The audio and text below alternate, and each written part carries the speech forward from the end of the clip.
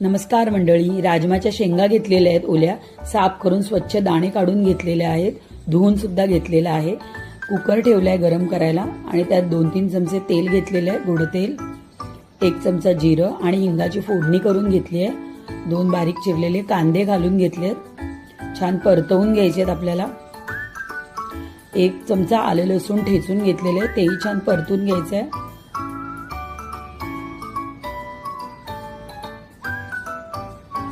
छान परतलंय।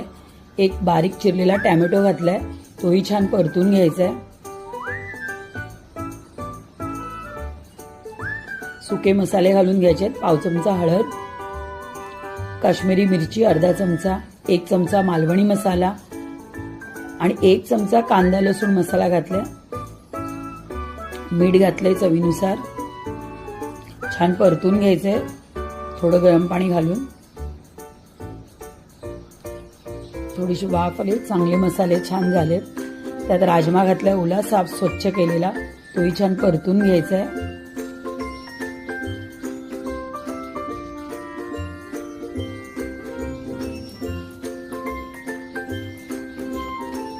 गरम पाणी घालून घ्यायचं 1 पेला इतकं। थोडं 1 चमचा सुकं खोबरं होतं भाजलेलं, ते घातलंय, छान मिक्स करून घेतलंय। आता कुकर छान बंद करून घ्यायचा आहे आपल्याला आणि आपल्याला 4 शिट्ट्या करून घ्यायच्या मीडियम फ्लेमवर। 4 शिट्ट्या झाल्या की कुकर आपला नॉर्मल थंड होऊन द्यायचा आहे।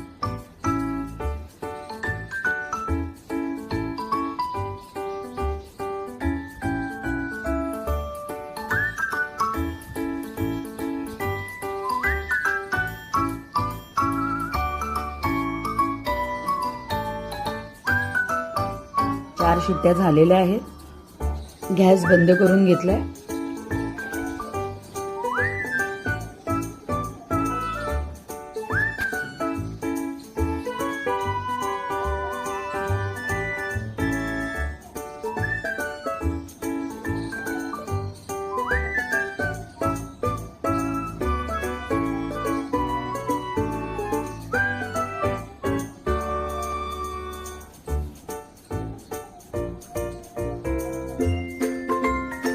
राजमा मसाला आपला तयार झालेला आहे।